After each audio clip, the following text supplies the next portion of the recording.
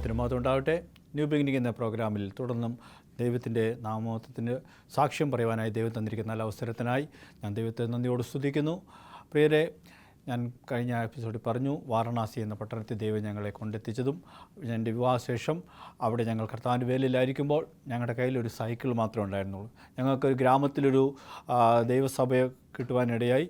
അങ്ങനെ ഇരിക്കെ ഞങ്ങൾ താമസിക്കുന്ന വീട്ടിൽ നിന്ന് ഒരു 8-9 കിലോമീറ്റർ ഭയങ്കര തിരക്കേറിയ ആ പട്ടണത്തിൽ കൂടി ഞങ്ങൾക്ക് സൈക്കിൾ ചവിട്ടി ആ ഗ്രാമത്തിലെത്താൻ ഭയങ്കര ബുദ്ധിമുട്ടായിരുന്നൊരു കാലഘട്ടത്ത് ഞങ്ങൾ പ്രാർത്ഥിച്ചുകൊണ്ടിരുന്നു. നമ്മുടെ ദൈവം വലിയവൻ. ഞങ്ങൾ ആ താമസിച്ച വാടക വീട്ടിൻ്റെ മൂലയിൽ ഒരു പഴയ ബൈക്ക് ഇരിക്കുന്നുണ്ട്, ഒരു ജാവയുടെ ബൈക്ക്.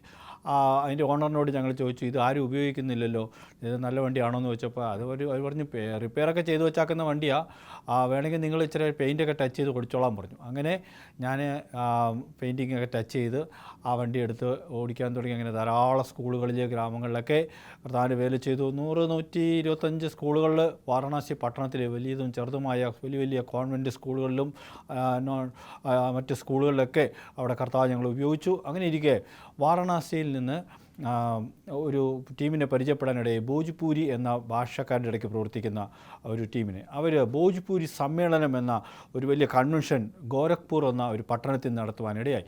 ഗോരഖ്പൂർ എന്ന് പറയുന്നത് നേപ്പാളിൻ്റെ അടുത്തുള്ള ഒരു വലിയ UP-യിലെ പട്ടണമാണ്. അവിടെ ഞങ്ങൾ ആ കൺവെൻഷനിൽ ഞങ്ങൾ കുട്ടികളുടെ പ്രോഗ്രാം ചെയ്തതിന് ശേഷം രാത്രി അവർ ഞങ്ങളെ താമസിപ്പിച്ചത് ഹിമാലയ എവാഞ്ചലിക്കൽ മിഷൻ എന്നൊരു പ്രസ്ഥാനത്തിലാണ്. അവിടുത്തെ ഗസ്റ്റ് റൂമിൽ ഞങ്ങൾ രാത്രി കടന്നുകൊണ്ടിരിക്കുമ്പോൾ ഫോൺ കോൾ വന്നു. ഞങ്ങൾ ഓർത്തു, ഞങ്ങളിവിടെ ആരും പരിചയമില്ലല്ലോ, ആരെ ഞങ്ങളെ ഫോൺ വിളിക്കുന്നത്. കുറേ നേരം ഫോൺ വിളിച്ചിട്ട് ഞങ്ങൾ എടുത്തില്ല. പിന്നെ ഞങ്ങൾ ശല്യം സഹിക്കാണ്ടായപ്പോൾ എടുത്തപ്പോൾ പറഞ്ഞു, ഞാൻ ഈ ഹിമാലയ മിഷൻ്റെ പ്രസിഡൻ്റാണ്, മലയാളിയാണ്. അപ്പച്ചൻ പറഞ്ഞു, ഞങ്ങൾ കൺവെൻഷനിൽ ഞങ്ങൾ ശുശ്രൂഷ ചെയ്ത് അദ്ദേഹം കണ്ടു, ഞങ്ങളെ നേരിട്ടൊന്ന് പരിചയപ്പെടണം, റൂം വരെ വരണമെന്ന് പറഞ്ഞു. അങ്ങനെ ഞങ്ങൾ ഓർത്തത് ഇത് ഏതാണ്ട് ഹിമാലയക്കാരുടെ പ്രസ്ഥാനമാണെന്നൊക്കെയാണ് വിചാരിച്ചത്. അവിടെ ചെന്നപ്പോൾ അപ്പച്ചൻ പറഞ്ഞു, ഞങ്ങൾക്ക് ഹിമാലയൻ റീജിയനുള്ള 10-14 സ്റ്റേറ്റുകളിലും നേപ്പാളിലും ഭൂട്ടാനിലുമൊക്കെ കർത്താവിൻ്റെ വേലയുണ്ട്. ഞങ്ങൾക്ക് കുട്ടികളുടെ ഇടയ്ക്ക് വേല ചെയ്യാൻ ആൾക്കാരില്ല, നിങ്ങൾ ഞങ്ങളുടെ ഒപ്പം ചേരണം. ഞങ്ങൾ ദൈവത്തോട് ഇങ്ങനെ പ്രാർത്ഥിച്ചിരുന്നു, നല്ലൊരു വിശാലതയ്ക്ക് വേണ്ടി, നല്ലൊരു മിനിസ്ട്രിക്ക് വേണ്ടി. എൻ്റെ വിവാഹശേഷം എൻ്റെ വൈഫ് ഒരു പാട്ട് എന്നെ പഠിപ്പിച്ചായിരുന്നു. ആ പാട്ട് എൻ്റെ ഹൃദയത്തെ വളരെയധികം സ്പർശിച്ച ഒരു മിഷണറി ചാലഞ്ച് സോങ്ങാണ്. അതിങ്ങനെയാണ്: അനന്തരം ഞാൻ ആരെ അയക്കും, ആര് നമുക്ക് വേണ്ടി പോകും എന്ന് ചോദിക്കുന്ന യഹോവയുടെ ശബ്ദം കേട്ടിട്ട് അടിയനെ അയക്കണമേ എന്ന് ഞാൻ പറഞ്ഞു. UP-യിലും ബീഹാറിലുമാണ് ഞങ്ങളപ്പോൾ വേല ചെയ്തുകൊണ്ടിരുന്നത്. മറ്റ് വടക്കേന്ത്യൻ സംസ്ഥാനങ്ങളിലൊക്കെ പോകണം ഞങ്ങൾക്ക് ആഗ്രഹം ഉണ്ടായിരുന്നു. അപ്പോൾ ദൈവം വഴിയൊരുക്കിയ വിധമാണ് ആ പാട്ടിൻ്റെ ഇരടി പാടിയിട്ട് ഞാൻ സാക്ഷ്യം തുടരാൻ ആഗ്രഹിക്കുന്നു. ആരെ ഞാൻ വേലയ്ക്കയച്ചിടേണ്ടു, ആരുണ്ടെനിക്കായി പോയിടുവാൻ. ഞാനിതാ എന്നെ അയക്കനാഥ, ഞാൻ പോക നിൻ സ്നേഹവാഹകനായി. പോകുക ഗ്രാമങ്ങൾ, നഗരങ്ങൾ, പർവ്വതമേടുകൾ, താഴ്വരകൾ, പോകുക ലോകത്തിൻ അറ്റത്തോളം, ജാതികളെയൊക്കെ ശിഷ്യരാക്കാൻ. ഈ ലോകം ഒക്കെ നീ നേടിയാലും, ഈ ലോകം നിൻ കീർത്തി പാടിയാലും, 6 അടി മണ്ണിൻ്റെ അപ്പുറത്തേക്കാവില്ല ഒന്നും കൊണ്ടുപോകാൻ. ആ ഗാനം എന്നെ വളരെയധികം ആകർഷിച്ചു. കർത്താവിൻ്റെ വേലയ്ക്കായി ഞങ്ങൾ സമർപ്പിച്ചു. God looks your availability, not your ability എന്നാണ് പറയുന്നത്. ഞങ്ങൾക്ക് സമർപ്പണത്തെ കർത്താവ് നോക്കി, ഞങ്ങളുടെ കഴിവുകളെല്ലാം. ആമേൻ. ഞങ്ങൾ സമർപ്പിച്ചതിൻ്റെ ഭാഗമായി ആ ഹിമാലയ എവാഞ്ചലിക്കൽ മിഷൻ എന്ന പ്രസ്ഥാനത്തിൽ ഞങ്ങൾക്ക് ജോയിൻ ചെയ്യാനിടയായി. അങ്ങ് കാശ്മീരൊക്കെ പോകാനുള്ള ഭാഗ്യം കിട്ടി. ഐസ് മലകളിലൊക്കെ പോകാനും ആ ദേവദാരു മരങ്ങളുടെ ഇടയ്ക്കും അതുപോലെ ധാരാളം സ്കൂൾ കുട്ടികളുടെ ഇടയ്ക്ക് ധാരാളം സ്കൂളുകളിലും ചർച്ചുകളിലൊക്കെ കർത്താവിൻ്റെ വേല ചെയ്യാനുള്ള ഭാഗ്യം കിട്ടി. അതുപോലെ പഞ്ചാബ്, ഹരിയാന, ഇങ്ങനെ ഈ ഹിമാലയൻ റീജിയനിലുള്ള ആസാം, നേപ്പാൾ, ഭൂട്ടാൻ, അതുപോലെ അരുണാചൽ പ്രദേശ്, പിന്നെ ഷില്ലോങ്, മേഘാലയ, ഇങ്ങനെ ഒരു വ്യത്യസ്ത സ്റ്റേറ്റുകളിൽ പോകുവാനുള്ള സൗഭാഗ്യം ഞങ്ങൾക്ക് ലഭിച്ചു. അങ്ങനെ കർത്താവ് ഞങ്ങൾ ഉപയോഗിച്ചുകൊണ്ടിരുന്നു. ആ പ്രസ്ഥാനത്തിലെ ആ അപ്പച്ചൻ്റെ അവിടുത്തെ ഒരു രീതിയാണ്, രാവിലെ 8 മണി മുതൽ 5 മണി വരെ ക്യാമ്പസിൽ ഇരിക്കുന്ന സമയത്ത് ഞങ്ങൾക്ക് ഡ്യൂട്ടി തരും. ആദ്യമൊക്കെ കൺസ്ട്രക്ഷൻ്റെ വർക്ക് ഉണ്ടായിരുന്നു. അപ്പോൾ ഞങ്ങളെ കൺസ്ട്രക്ഷൻ വർക്കിന് വിടും, പെയിൻറ്റിങ്ങിന് വിടും. അവിടെ വണ്ടി ഉണ്ടായിരുന്നു, ഡ്രൈവിംഗ് പഠിക്കാൻ എന്നെ എനിക്ക് അവസരം കിട്ടി. എനിക്ക് വലിയൊരു ആഗ്രഹമായിരുന്നു മിനിസ്ട്രിയിൽ ടീം പ്രവർത്തനത്തിനൊക്കെ നേതൃത്വം കൊടുക്കണം, ഡ്രൈവിംഗ് ഒക്കെ ചെയ്ത് ആളുകളെ വ്യത്യസ്ത അൺറീച്ചഡ് ഗ്രാമങ്ങളിലൊക്കെ കൊണ്ടുപോകണം.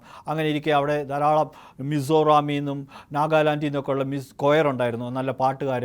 അവരെയും കൊണ്ട് അവിടെ മിനി ബസ് ഉണ്ടായിരുന്നു. ഡ്രൈവിംഗ് പഠിച്ചതിന് ശേഷം ആ ബസ്സുമായിട്ട് ഒത്തിരി ഗ്രാമങ്ങളിലൊക്കെ പോയി ഓപ്പൺ എയർ മിനിസ്ട്രി ചെയ്യാനൊക്കെ അവസരം നൽകി. ധാരാളം ഈ ഔട്ട്റീച്ച് മിനിസ്ട്രിയൊക്കെ ചെയ്തു, ലഘുലേഖകൾ കൊടുത്തു. അങ്ങനെ ഇരിക്കെ അവിടെ ധാരാളം സ്കൂളുകളിൽ ദൈവം ഓപ്പണിംഗ് നൽകി. ആ പട്ടണത്തിലെ അന്നത്തെ MLA ആണ് ഇന്ന് UP യുടെ മുഖ്യമന്ത്രി. അദ്ദേഹം ക്രിസ്ത്യൻ സ്കൂളുകളെ അടപ്പിക്കുവാൻ ശ്രമിച്ചുകൊണ്ടിരുന്ന ഒരു കാലഘട്ടത്തിലാണ് ദൈവം ഞങ്ങളെ അവിടെ കൊണ്ടുപോയത്. എന്നാൽ ഞങ്ങളെ അവിടെ ശക്തമായ ദൈവം ഉപയോഗിച്ചു. അദ്ദേഹത്തിൻ്റെ അവിടെ വലിയൊരു അമ്പലമുണ്ട് ഗോരഖ്നാഥിൽ, അതിൻ്റെ തൊട്ടടുത്ത് വലിയൊരു സ്കൂളുണ്ട്. ആ സ്കൂളിൽ ദൈവം ഞങ്ങൾക്കൊരു ഓപ്പണിംഗ് നൽകി. അവിടെ ചില മലയാളി സാറന്മാരുണ്ടായിരുന്നു അവരുടെ ത്രൂവിൽ. ആ സ്കൂളിൽ ദൈവം ഞങ്ങളെ ഉപയോഗിക്കുന്ന ആ സമയത്ത് ആ സ്റ്റേജിൽ ഞങ്ങൾ പ്രവർത്തിക്കുമ്പോൾ ഓഡിറ്റോറിയം ഫുൾ കുട്ടികളാണ്. അപ്പോൾ ഒരു പടക്കം പൊട്ടുന്ന വെച്ച് തൊട്ട് ടീച്ചർമാരെല്ലാം അങ്ങോട്ട് പോയി. അപ്പോഴത്തേക്ക് ഞങ്ങളവിടെ നല്ല രീതിയിൽ സുവിശേഷം പറഞ്ഞു, യേശുവിനെക്കുറിച്ചൊക്കെ പറഞ്ഞു.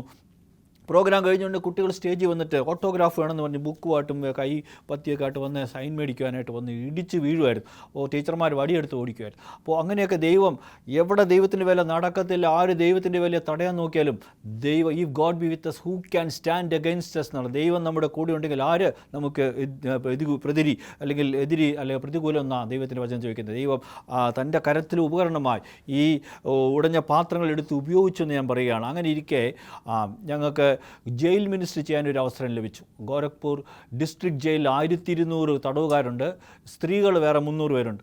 അവിടെ ഒരു ക്രിസ്മസ് പ്രോഗ്രാമിന് പോയപ്പോൾ എല്ലാവർക്കും ബൈബിൾ കൊടുക്കാനും ചില ഡ്രസ്സുകൾ കൊടുക്കാനൊക്കെ ഞങ്ങളുടെ പ്രസ്ഥാനത്തിന് അവസരം ലഭിച്ചു.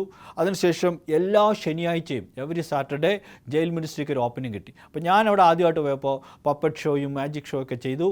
അവിടെ ഒരു 1200ഓളം തടവുകാർ വന്നപ്പോൾ ജയിലർമാരും വലിയ വലിയ തടവുകാരൊക്കെ ഉള്ളപ്പോൾ അവരുടെ പേരൊക്കെ എൻ്റെ പപ്പറ്റിലൂടെ പറഞ്ഞപ്പോൾ അവരൊക്കെ എൻ്റെ വലിയ ഫ്രണ്ട്സായി. എവരി സാറ്റർഡേ ഞാൻ ചെല്ലുമ്പോൾ ചെക്കിംഗ് ഒന്നും ചെയ്യത്തില്ല, ഞങ്ങളെ കയറ്റി വിടും. ഞങ്ങളെ കാണുമ്പോൾ തന്നെ 100, 200, 250 ആൾക്കാർ ഓടി വരും. അങ്ങനെ നല്ല രീതിയിൽ അവിടെ ദൈവം ഞങ്ങൾ ഉപയോഗിച്ചു. ഞാൻ അവിടെ ഇരിക്കെ തന്നെ അനേകം രക്ഷിക്കപ്പെട്ടു. 5 പേര് അത്ഭുതകരമായി ജയിലിൽ നിന്ന് പുറത്തു വന്നു, നമ്മുടെ ചർച്ചിൽ വന്ന് സ്നാനപ്പെട്ടു. അതിലാദ്യത്തെ കെവിൻ എന്നാ പറഞ്ഞ ആ വ്യക്തി ജയിലിൽ കിടന്നപ്പോൾ തന്നെ രക്ഷിക്കപ്പെട്ടു. അവൻ പുറത്ത് വന്ന് ഒരു 100ഓളം ജനങ്ങളെ ഒരു വർഷത്തിനുള്ളിൽ കർത്താവിൽ കൊണ്ടുവന്ന് സ്നാനപ്പെടുത്തുവാനൊക്കെ ഇടയായി.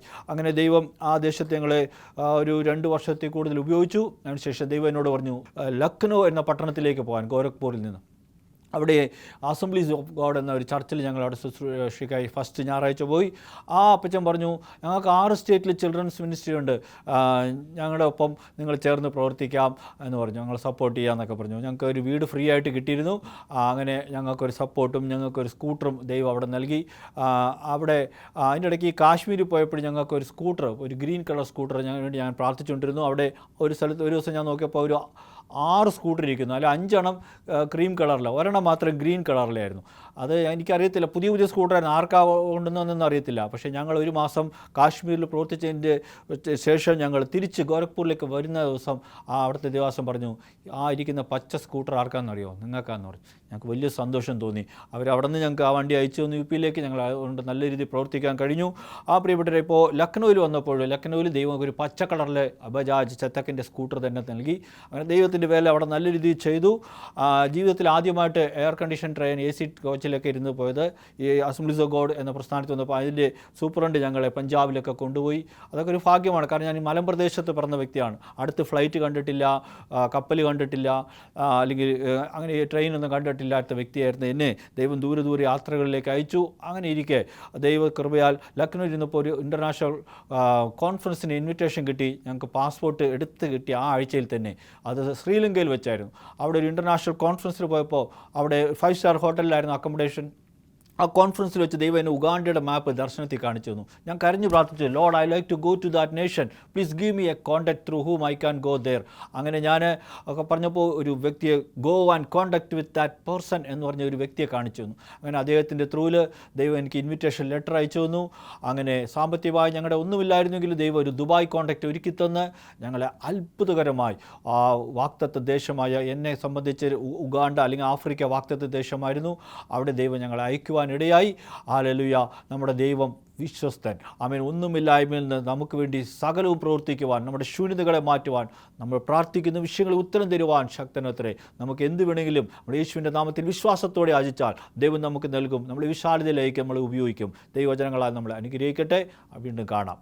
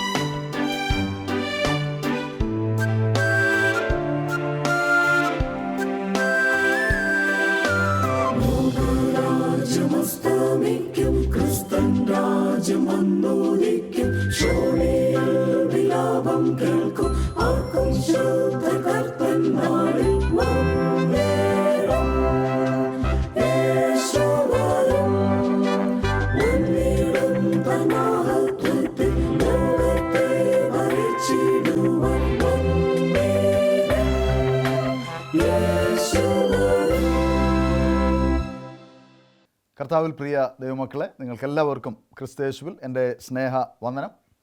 അതോടൊപ്പം ദൈവം നമ്മെ ഈ ഒരു കഴിഞ്ഞ വർഷക്കാലം അതിശയകരമായി കാത്തു സൂക്ഷിച്ചതിന് ദൈവത്തിന് നമുക്ക് നന്ദി പറയാം. നിങ്ങൾക്കെല്ലാവർക്കും ഒരു പുതുവത്സര ആശംസയും നേരുന്നു. ദൈവം നിങ്ങളെല്ലാവരെയും സമൃദ്ധിയായി അനുഗ്രഹിക്കുമാറാകട്ടെ എന്ന് പ്രാർത്ഥിക്കുന്നു. ഹോപ്പ് ചാനലിലൂടെ നിങ്ങൾ നാളിതുവരെ ദൈവവചനം കേൾക്കുകയും ദൈവത്തോട് ഒപ്പം ജീവിക്കുകയും നടക്കുകയും ചെയ്യുന്നതിന് ദൈവനാമത്തിൽ നന്ദി പറയുന്നു. അനേകരെ നമ്മോടൊപ്പം കൂട്ടിച്ചേർത്ത് ദൈവവഴിയിൽ നടക്കുവാൻ നിങ്ങളുടെ ഈ ക്രിസ്തീയ വ്യായാമം അതിന് സഹായകരമായി തീരുമാറാകട്ടെ എന്ന് ഞാൻ പ്രാർത്ഥിക്കുകയാണ്. ഇന്ന് നിങ്ങളോട് ദൈവത്തിൻ്റെ വചനം സംസാരിക്കുവാൻ തക്കവണ്ണം ഞാൻ കടന്നു വന്നിരിക്കുന്നത് ദൈവത്തോടൊപ്പം ഉള്ളതായ ഒരു പുതിയ തുടക്കം എന്നതിനെക്കുറിച്ച് സംസാരിക്കുന്നതിന് വേണ്ടിയാണ്. പുതിയ ആരംഭങ്ങളുടെ ഒരു കാലഘട്ടത്തിലാണ് നാം ജീവിക്കുന്നത്. പുതിയ വർഷത്തിൽ ആയിരിക്കുന്നതായ നാം പുതിയ തീരുമാനങ്ങളെടുത്ത് പുതിയ ജീവിത കാൽവയ്പ്പുകൾ നടത്തേണ്ടതായിട്ട് ഉണ്ട്. ഞാൻ ഈ ദൂതിനു വേണ്ടി ദൈവവചനം പഠിക്കുന്നതായ സമയത്ത് എസ്രയുടെ പുസ്തകം വായിക്കുകയായിരുന്നു. എസ്രയുടെ പുസ്തകത്തിൽ വളരെ വിചിത്രമായ കാര്യാദികൾ നമുക്ക് കാണുവാൻ തക്കവണ്ണം സാധിക്കും. യെരുശലേം ദേവാലയം, അതിൻ്റെ മതിലും ദേവാലയവും തന്നെ ഇടിഞ്ഞും പൊടിഞ്ഞും കിടക്കുമ്പോൾ അത് പണിയുവാൻ തക്കവണ്ണം എസ്രാ പുരോഹിതൻ ജനത്തെ കൂട്ടിവരുത്തുകയും ആ ദൈവത്തിൻ്റെ ആലയം പണിയുവാൻ തക്കവണ്ണം ബന്ധപ്പെടുകയും ചെയ്യുന്നതായിട്ട് കാണുവാൻ തക്കവണ്ണം സാധിക്കും. അനേക വർഷങ്ങൾ ബാബിലോണ്യരുടെ അടിമകളായി കഴിഞ്ഞതായ ഇസ്രായേൽ മക്കൾ ഭാഗികമായി എസ്രയുടെ കാലഘട്ടത്തിൽ മടങ്ങി വരികയും മടങ്ങി വന്ന് ഈ യെരുശലേം ദേവാലയത്തിൻ്റെ ഇടിഞ്ഞും പൊടിഞ്ഞതുമായ അവസ്ഥകളെ അത് പുനർനിർമ്മിക്കുവാൻ തക്കവണ്ണം ശ്രമിക്കുകയും ചെയ്യുകയാണ്. നാം എസ്രയുടെ പുസ്തകവും പ്രത്യേകിച്ച് നെഹമ്യായുടെ പുസ്തകവും ചേർത്ത് നാം വായിക്കുമ്പോൾ ഇസ്രായേൽ മക്കളുടെ ഇടയിൽ നിന്ന് തന്നെ അതിന് വലിയ എതിർപ്പുണ്ടാകുന്നതായിട്ട് കാണുവാൻ തക്കവണ്ണം സാധിക്കും. അതിൻ്റെ ചുറ്റുമുള്ളതായ മറ്റ് അനേക രാജ്യങ്ങളുണ്ടായിരുന്നു. അവരൊക്കെയും ഇതിന് തടസ്സം നിന്നു. അത് സംശയമല്ല, അത് ആശ്ചര്യകരവുമല്ല. കാരണം ദൈവത്തിൻ്റെ മക്കൾക്കെതിരെ ദൈവത്തിൻ്റെ മക്കളല്ലാത്തവർ എതിർക്കുന്നത് സർവ്വസാധാരണമാണ്. എന്നാൽ ദൈവമക്കൾക്ക് അനുകൂലമായി നിൽക്കേണ്ടുന്നവർ, അവർ ദൈവത്തിന് പ്രതികൂലമായി ഈ നിർമ്മിതിക്ക് തടസ്സം നിൽക്കുകയും അതിനെ ഇല്ലായ്മ ചെയ്യുവാൻ തക്കവണ്ണം ശ്രമിക്കുകയും ചെയ്യുന്നത് കാണുമ്പോൾ വളരെ ഹൃദയഭേദകമായി നമുക്കെല്ലാവർക്കും തോന്നും. പ്രത്യേകിച്ച് ക്രിസ്തീയ ജീവിതം നയിക്കുന്നതായ നമുക്ക് ഓരോരുത്തർക്കും നമ്മെ വിശ്വാസത്തിൽ ഉയർത്തേണ്ടുന്നവർ, നമ്മുടെ വിശ്വാസത്തിൽ താങ്ങും തണലുമായി നിൽക്കേണ്ടുന്നവർ പലപ്പോഴും നമ്മുടെ വിശ്വാസത്തെ കെടുത്തുവാനും നമ്മെ വിശ്വാസ ജീവിതത്തിൽ നിന്ന് വലിച്ച് താഴെ ഇടുവാനും തക്കവണ്ണം ശ്രമിക്കുമ്പോൾ ആ വേദന നമുക്ക് പറഞ്ഞ് അറിയിക്കുവാൻ തക്കവണ്ണം കഴിയുന്നതിലും വലുതായിത്തീരും. ഞാനൊരു വേദഭാഗം വായിക്കുവാൻ തക്കവണ്ണം ആഗ്രഹിക്കുകയാണ്. എസ്രായുടെ പുസ്തകം 3-ാം അധ്യായം അതിൻ്റെ 8-ാമത്തെ വാക്യം വായിക്കുകയാണ്. അവർ യെരുശലേമിലെ ദൈവാലയത്തിങ്കൽ എത്തിയതിൻ്റെ 2-ാം മാസം ശെയൽസിയോലിൻ്റെ മകനായ സെരുബാബേലും യോസാദാക്കിൻ്റെ മകനായ യോശുവയും അവരുടെ ശേഷം സഹോദരന്മാരും പുരോഹിതന്മാരും ലേവ്യരും പ്രവാസത്തിൽ നിന്ന് യെരുശലേമിലേക്ക് വന്നവർ എല്ലാവരും കൂടി പണി തുടങ്ങി. 20 വയസ്സ് മുതൽ മേലോട്ട് പ്രായമുള്ള ലേവ്യരെ യഹോവയുടെ ആലയത്തിൻ്റെ പണി നടത്തുവാൻ നിയമിച്ചു. അങ്ങനെ യോശുവയും അവൻ്റെ പുത്രന്മാരും സഹോദരന്മാരും കദ്മിയേലും അവൻ്റെ പുത്രന്മാരും ഹോദിയാവിൻ്റെ പുത്രന്മാരും ഹെനിയാദാവിൻ്റെ പുത്രന്മാരും ലേവ്യരും യഹോവയുടെ ആലയത്തിൽ വേല ചെയ്യുന്നവരെ മേൽവിചാരണ ചെയ്യുവാൻ ഒരുമനപ്പെട്ട് നിന്നു. ഇവിടെ ദൈവത്തിൻ്റെ ജനം ഒരുമിച്ച് ദൈവത്തിൻ്റെ ആലയം പണിയുവാൻ തക്കവണ്ണം ശ്രമിക്കുകയാണ്. ഈ ആലയം പണിത് തുടങ്ങുന്നതായ സമയത്ത്, ദൈവത്തിൻ്റെ ആലയവും അതിൻ്റെ മതിലും പണിയുവാൻ തക്കവണ്ണം തുടങ്ങുന്നതായ സമയത്ത് ശത്രു അതിനെ ഇടിച്ചു കളയുന്നതായിട്ട് കാണുവാൻ തക്കവണ്ണം സാധിക്കും. നാം ഈ എസ്രായുടെ പുസ്തകം വായിക്കുന്നതായ സമയത്ത് ഇസ്രായേല്യർ അതിൻ്റെ മതിൽ പണിത് പൂർത്തീകരിച്ച് രാത്രി അവർ വിശ്രമിക്കുവാൻ തക്കവണ്ണം പോകുമ്പോൾ ശത്രുക്കൾ വന്ന് അതിനെ ഇടിച്ചു കളയുന്നതായിട്ട് കാണുവാൻ തക്കവണ്ണം സാധിക്കും. ശത്രുക്കൾ അതിനെ ഇടിച്ചു കളഞ്ഞതിന് ശേഷം വേദപുസ്തകം പറയുന്നത് പ്രവാചകന്മാർ ഒരു കയ്യിൽ വാളും ഒരു കൈ കൊണ്ട് പണിയും ചെയ്യുന്നതായിട്ട് കാണുവാൻ തക്കവണ്ണം സാധിക്കും. കാരണം ശത്രു വന്നു കഴിഞ്ഞാൽ അവനെ നശിപ്പിച്ച് കളയണം, ദൈവത്തിൻ്റെ വേല മുൻപോട്ട് പോകണമെന്ന ചിന്തയോടുകൂടെ അവർ പണിയുന്നതായിട്ട് കാണുവാൻ തക്കവണ്ണം സാധിക്കും. എന്നെ കേൾക്കുന്നതായ പ്രിയ ദൈവമക്കളെ, 2024 ഇത്തരത്തിൽ ശത്രു നമ്മെ പലവട്ടം കീഴ്പ്പെടുത്തുവാൻ തക്കവണ്ണം ശ്രമിച്ച അവസ്ഥകൾ ഉണ്ടായിട്ടുണ്ടാകാം. ദൈവത്തോട് കൂടെ നടക്കുവാൻ തക്കവണ്ണം ശ്രമിച്ചപ്പോൾ ദൈവത്തിൻ്റെ കൂടെ നടക്കുന്നതിന് പകരം നീ സാത്താൻ്റെ ഒപ്പം ജീവിച്ചാൽ മതി, നീ സാത്താൻ്റെ മകളായി ജീവിച്ചാൽ മതി എന്ന് നമ്മെ നിഷ്കർഷിക്കുന്നതായ ഒരുപാട് അവസരങ്ങൾ നമ്മുടെ ജീവിതത്തിൽ ഉണ്ടായിരുന്നു കാണാം. എന്നാൽ ഇന്ന് ദൈവത്തിൻ്റെ ആലോചന ഞാൻ നിങ്ങളോട് പറയുവാൻ തക്കവണ്ണം ആഗ്രഹിക്കുന്നത്, എപ്രകാരം നമുക്കൊരു പുതിയ തുടക്കം കുറിക്കുവാൻ തക്കവണ്ണം സാധിക്കും, നമ്മുടെ വീഴ്ചകളിൽ നിന്ന് നമുക്ക് എങ്ങനെ പാഠം പഠിച്ച് മുൻപോട്ട് ദൈവ മക്കളായി ജീവിക്കുവാൻ തക്കവണ്ണം സാധിക്കും. ഞാനിവിടെ 3-4 കാര്യങ്ങൾ നിങ്ങളോട് പറയുവാൻ തക്കവണ്ണം ആഗ്രഹിക്കുകയാണ്. അതിൽ ഏറ്റവും ഒന്നാമതും ഏറ്റവും പ്രധാനപ്പെട്ടതുമായ കാര്യങ്ങൾ, ദൈവവുമായുള്ളതായ പുതിയ തുടക്കത്തിന് ദൈവത്തിൻ്റെ ആത്മാവ് നമുക്ക് അനിവാര്യമാണ്. ദൈവത്തിൻ്റെ ആത്മാവ് നമുക്ക് അനിവാര്യമാണ്.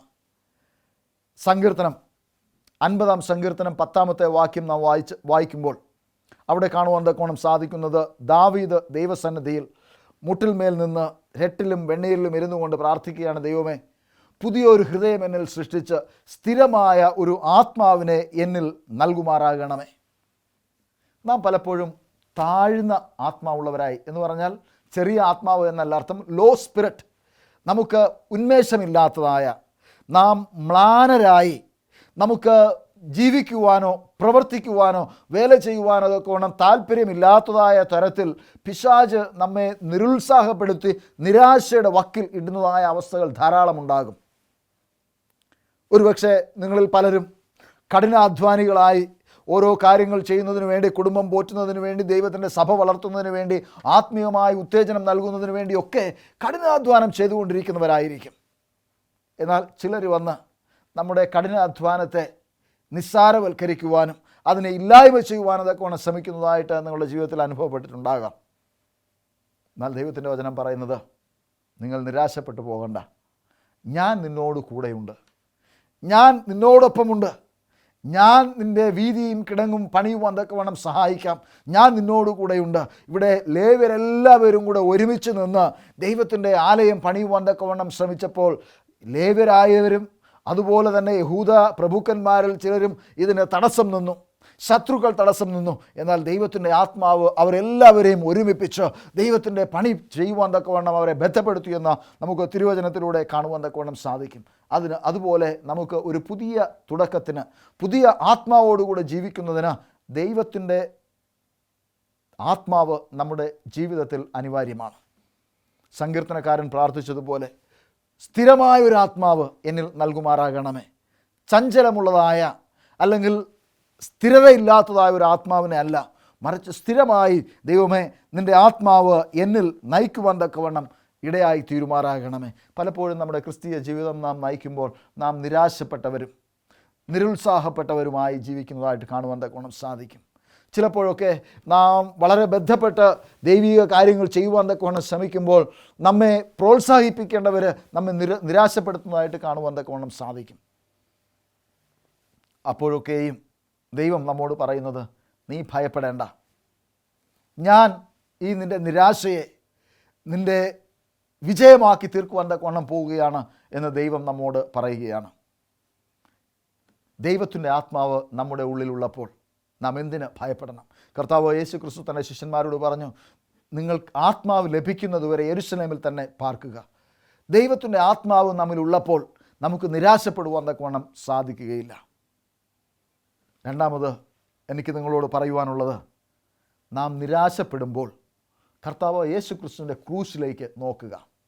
അപ്പോസ്തലനായ പൗലോസ് പറയുന്നത്, ഞാൻ എൻ്റെ ശരീരത്തിൽ ക്ഷീണം അനുഭവിക്കുമ്പോൾ, എൻ്റെ ആത്മാവിൽ ഞാൻ ക്ഷീണിതനാകുമ്പോൾ ഞാൻ എൻ്റെ ക്രിസ്തുവിൻ്റെ ക്രൂശിലേക്ക് നോക്കും. എനിക്ക് പ്രശംസിപ്പാൻ മറ്റൊന്നും ഇല്ല. എനിക്ക് കർത്താവ് യേശു ക്രിസ്തുവിൻ്റെ ക്രൂശിലല്ലാതെ പ്രശംസിക്കുവാൻ യാതൊന്നും ഈ ലോകത്തിൽ ഇല്ല. എന്നെ കേൾക്കുന്നതായ പ്രിയ ദൈവമക്കളെ, നാം ക്രിസ്തീയ ജീവിതം നയിച്ച് പോകുമ്പോൾ നമ്മുടെ ജീവിതത്തിൽ ആത്മീകമായി പല ഏറ്റക്കുറച്ചിലുകൾ ഉണ്ടാകാം. There will be a lot of ups and downs. അത് സ്വാഭാവികമാണ്. നമ്മുടെ ഈ ഏറ്റക്കുറച്ചിലുകൾ ഉണ്ടാകുമ്പോൾ, പ്രത്യേകിച്ച് ആത്മീകമായി നാം പതനം വരിക്കുന്നു എന്ന് നമുക്ക് തോന്നുമ്പോൾ, നാം കർത്താവ് യേശു ക്രിസ്തുവിൻ്റെ ക്രൂശിലേക്ക് നോക്കുക. ആ നിസ്തുല്യ നിണം, ആ പാപമില്ലാത്തതായ വ്യക്തി നമ്മെ രക്ഷിക്കുവാൻ തക്കവണ്ണം തൻ്റെ ഇരു കൈകളിലും ആണികൾ തറയ്ക്കപ്പെട്ടവനായി ആ കാരിരുമ്പ് കുരിശിൽ കിടന്നുകൊണ്ട് ഞാൻ ഇത്രമാത്രം നിന്നെ സ്നേഹിക്കുന്നു എന്ന് പറയുമ്പോൾ നമുക്ക് എങ്ങനെ ക്ഷീണിത അവസ്ഥയിൽ വിശ്വാസത്യാഗം ഉള്ളവരായി ജീവിക്കുവാൻ തക്കവണ്ണം സാധിക്കും? കർത്താവായ യേശു ക്രിസ്തു ഞാൻ മരിക്കേണ്ടുന്നതായ സ്ഥാനത്ത് കർത്താവായ യേശു ക്രിസ്തു എനിക്ക് വേണ്ടി മരിച്ചതുകൊണ്ട് ആത്മീകമായ ക്ഷീണിത അവസ്ഥ അനുഭവപ്പെടുമ്പോൾ ആ ക്രൂശിലേക്ക് നോക്കേണ്ടുന്നതായ ആവശ്യമുണ്ട്. ആ ക്രൂശിലേക്ക് നോക്കുക. കർത്താവായ യേശു ക്രിസ്തു എനിക്ക് വേണ്ടി യാഗം കഴിച്ചത് കാണുമ്പോൾ എൻ്റെ ക്ഷീണിത അവസ്ഥയൊക്കെ സ്വാഭാവികമായി മാറിപ്പോകും എന്ന് ഞാൻ മനസ്സിലാക്കുന്നു. അപ്പോസ്തലനായ പൗലോസ് അങ്ങനെയാണ് ചെയ്തത്. തനിക്ക് ആത്മീയമായ ക്ഷീണം വരുമ്പോൾ, തൻ്റെ ശത്രുക്കൾ തന്നെ നശിപ്പിക്കുവാൻ തക്കവണ്ണം നോക്കുമ്പോൾ, തന്നെ ബന്ധിച്ച് ഇടുവാൻ തക്കവണ്ണം ശ്രമിക്കുമ്പോൾ, ദൈവത്തിൻ്റെ പദ്ധതിക്ക് എതിരെ സാത്താൻ തന്നെ വലിച്ച് ഇഴച്ചു കൊണ്ടുപോകുമ്പോൾ പൗലോസ് പറയുകയാണ്, എനിക്ക് ക്രൂശിലല്ലാതെ പ്രശംസിക്കുവാൻ ഈ ലോകത്തിൽ മറ്റൊന്നും ഇല്ല. ഞാൻ ക്ഷീണിതനാകുമ്പോൾ ഞാൻ എൻ്റെ കർത്താവിൻ്റെ ക്രൂശിലേക്ക് നോക്കും. എന്നെ കേൾക്കുന്നതായ പ്രിയ സഹോദരി സഹോദരന്മാരെ, പാപം നമ്മെ തലോടുമ്പോൾ, സാത്താൻ നമ്മെ വശീകരിക്കുമ്പോൾ, സാത്താൻ നമ്മെ ആത്മീകരായി ജീവിക്കുന്നതിൽ നിന്ന് നമ്മെ താഴെ ഇടുവാൻ തക്കവണ്ണം ശ്രമിക്കുമ്പോൾ ക്രൂശിലേക്ക് നോക്കുക. കർത്താവ് യേശു ക്രിസ്തുവിലേക്ക് നമ്മുടെ നോട്ടം നോക്കുക. കർത്താവ് യേശു ക്രിസ്തുവിലേക്ക് നോക്കുന്നവരാരും നശിച്ചു പോവുകയില്ല. ദൈവത്തിൻ്റെ വചനം പറയുന്നത്, യഹോവയിൽ പ്രത്യാശ വയ്ക്കുന്നവർ ഒരു നാളും ലജ്ജിച്ച് പോവുകയില്ല. അവരുടെ മുഖം ശോഭിക്കുകയത്രേ ചെയ്യുന്നത്. സിയോനിൽ നിന്ന് നമുക്ക് അനുഗ്രഹം നൽകും. സങ്കീർത്തനക്കാരൻ ഇപ്രകാരം പ്രാർത്ഥിച്ചു, ഞാൻ എൻ്റെ കണ്ണ് പർവ്വതങ്ങളിലേക്ക് ഉയർത്തുന്നു. എനിക്ക് സഹായം എവിടെ നിന്ന് വരും? എൻ്റെ സഹായം ആകാശത്തെയും ഭൂമിയെയും ഉണ്ടാക്കിയതായ യഹോവയെങ്കിൽ നിന്ന് വരുന്നു. ആ സങ്കീർത്തനക്കാരൻ തന്നെ പറയുകയാണ്, മനുഷ്യരിൽ ആശ്രയിക്കരുത്, ജീവശ്വാസമുള്ളതായ ഒരു മനുഷ്യരിലും പ്രത്യാശ വയ്ക്കരുത്. കാരണം അവർ ആവി പോലെയത്രേ. അവർ നേരെ നിന്നാൽ ഒരു ശ്വാസം മാത്രം ആകുന്നു. അവർക്ക് നമ്മെ സഹായിക്കുവാൻ തക്കവണ്ണം സാധിക്കുകയില്ല. രാജാവ് ഇപ്രകാരം പാടി, ചിലർ രഥങ്ങളിലും ചിലർ കുതിരകളിലും ആശ്രയിക്കുന്നു, ഞാനോ എൻ്റെ യഹോവയിൽ ആശ്രയിക്കും. എന്നെ കേൾക്കുന്നതായ പ്രിയ സഹോദരി സഹോദരന്മാരെ, കർത്താവ് യേശു ക്രിസ്തുവിൽ പ്രത്യാശ വയ്ക്കുന്നവരെല്ലാവരും എന്നേക്കും നിലനിൽക്കുന്ന സിയോൻ പർവ്വതം പോലെയാകുന്നു എന്ന് ദൈവത്തിൻ്റെ വചനം നമ്മോട് പറയുകയാണ്.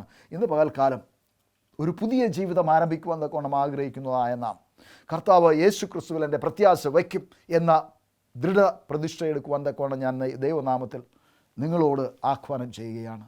കർത്താവ് യേശു ക്രിസ്തുവിലേക്ക് നോക്കുക, മനുഷ്യരിലേക്ക് നോക്കരുത്. നമുക്ക് ചുറ്റുമുള്ളതായ മനുഷ്യരൊക്കെ നമ്മെ വിഴുങ്ങിക്കളയുവാൻ തക്കവണ്ണം തക്കം പാർത്തുകൊണ്ടിരിക്കുന്നവരാണ്. നമ്മുടെ ഉന്നതിയിൽ അസൂയ പൂണ്ടവരാണ്. നമ്മെ പദവിയിൽ നിന്ന് വലിച്ച് ഇറക്കുവാൻ തക്കവണ്ണം നോക്കി നിൽക്കുന്നവരാണ്. എന്നാൽ നമ്മുടെ കർത്താവോ നമ്മെ മേൽക്കുമേൽ ജയം നൽകുവാൻ, ഓരോ ദിവസവും നമ്മെ ജയോത്സവമായി കൊണ്ടാടുവാൻ തക്കവണ്ണം ആഗ്രഹിക്കുന്നതായ നമ്മുടെ കർത്താവ് നമ്മുടെ പക്ഷത്ത് ഉണ്ട്.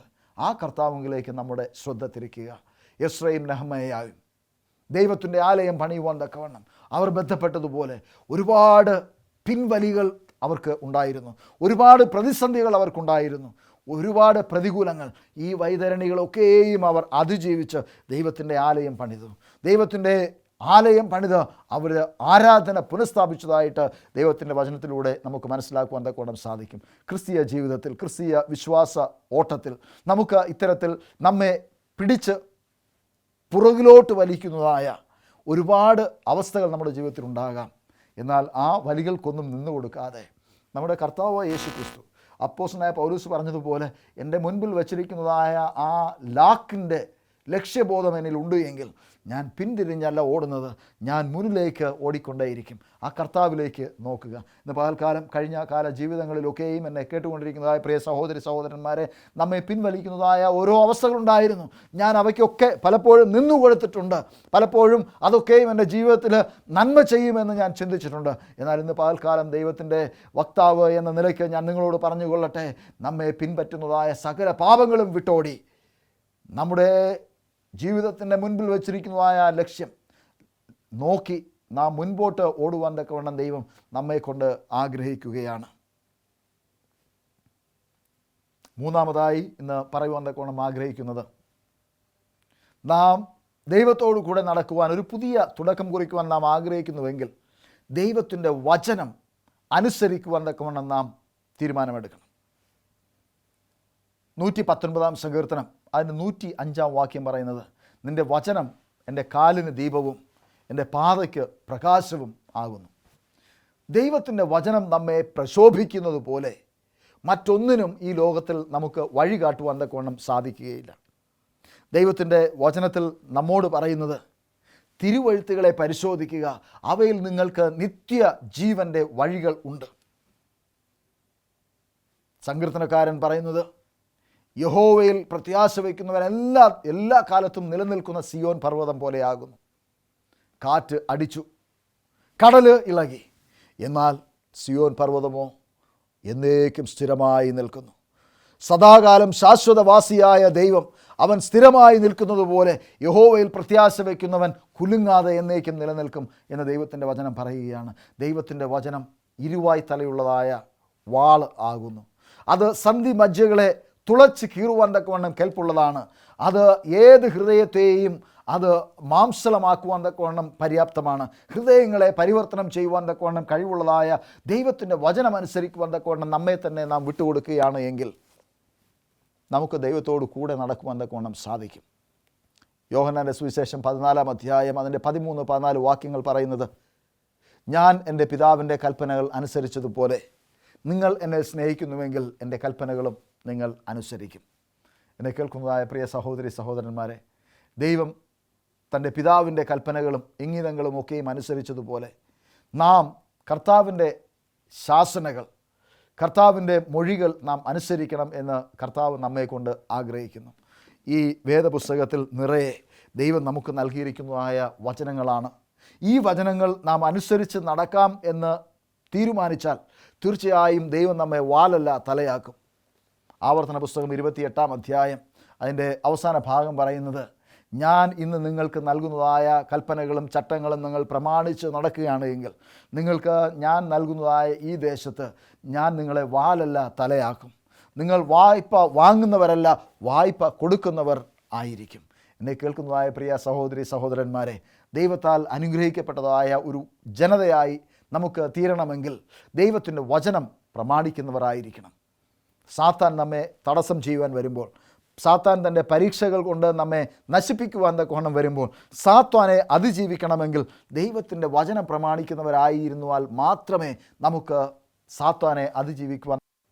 വെളിപ്പാട് പുസ്തകം 14-ാം അധ്യായത്തിൽ ഈ ദൈവത്തിൻ്റെ വചനം പ്രമാണിക്കുന്നതായ ഒരു കൂട്ടം മനുഷ്യരെക്കുറിച്ച് പറയുന്നു. അതൊരു പ്രത്യേക സംഘം ജനമാണ് എന്ന് ദൈവത്തിൻ്റെ വചനം പറയുകയാണ്.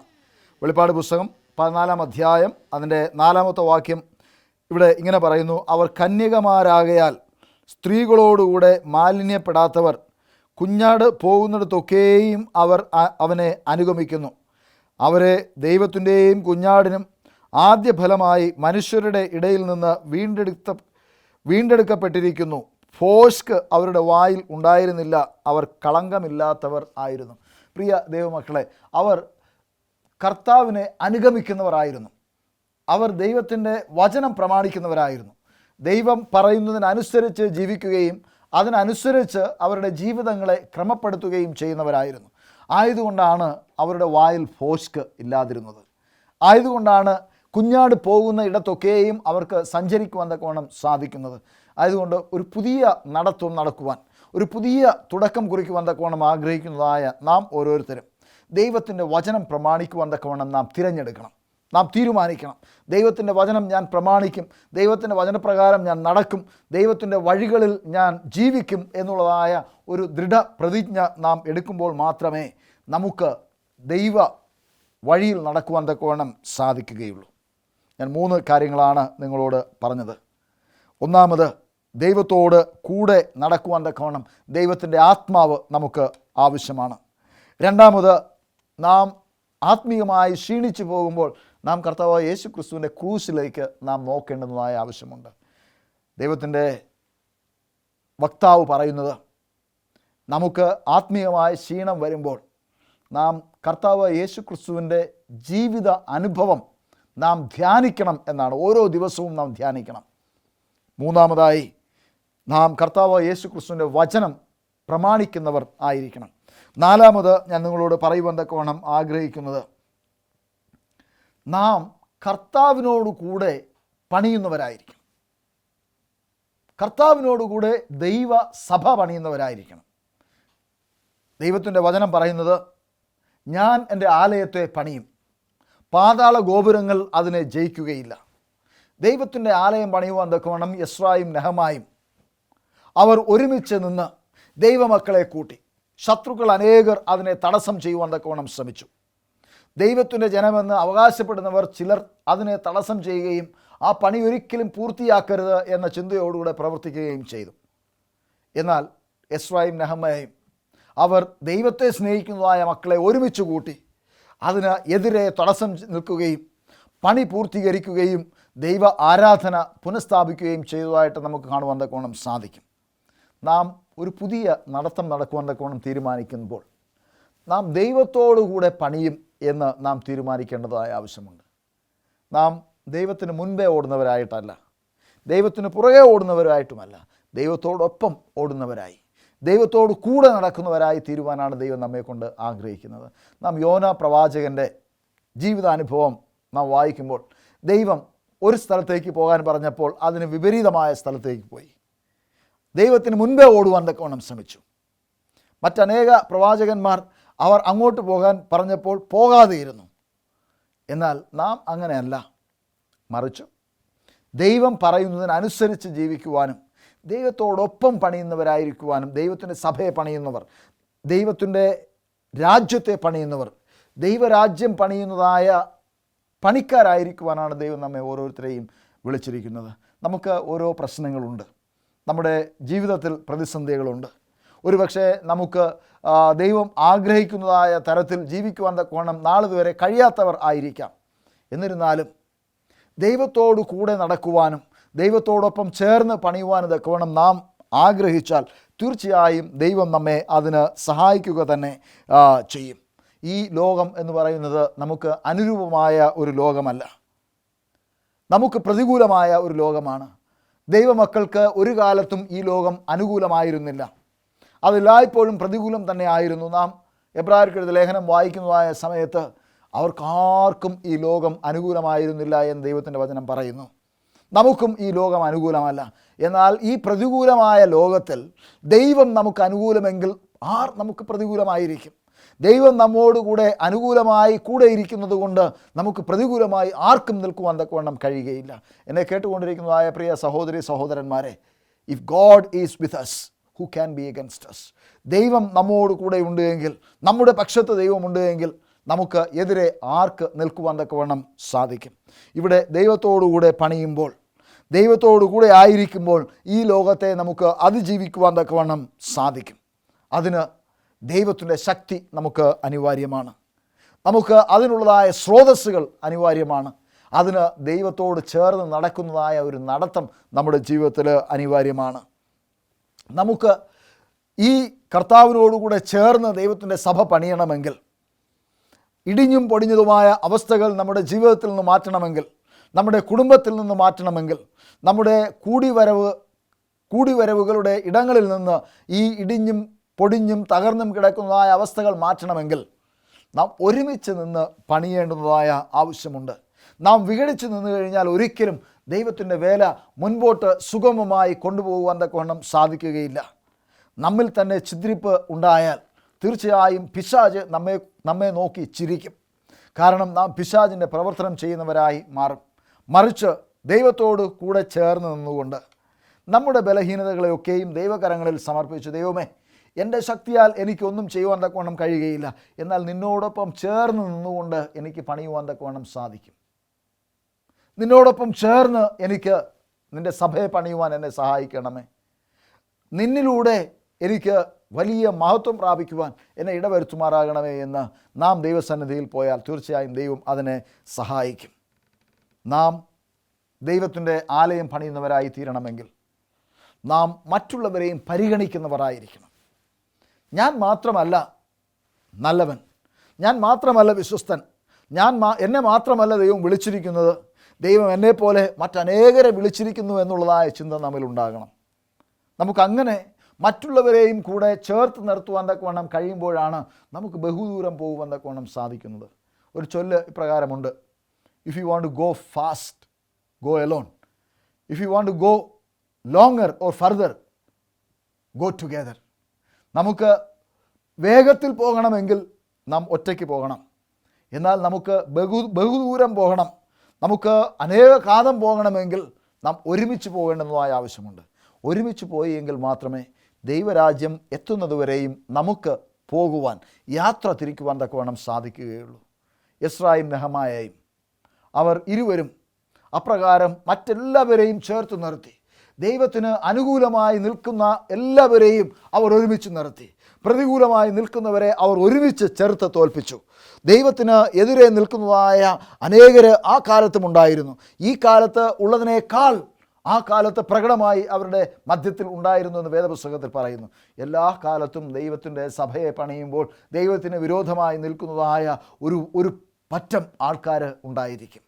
അവരെ നാം തിരസ്കരിച്ചുകൊണ്ട്, എന്നാൽ ദൈവത്തോട് അനുകൂലമായി നിൽക്കുവാൻ തക്കവണ്ണം താല്പര്യമുള്ളവരെ നാം ചേർത്ത് പിടിച്ച് നാം ഒരുമിച്ച് പണിയുകയാണ് എങ്കിൽ നമുക്ക് ദൈവത്തിൻ്റെ സഭയെ പണിയുവാൻ തക്കവണ്ണം സാധിക്കും.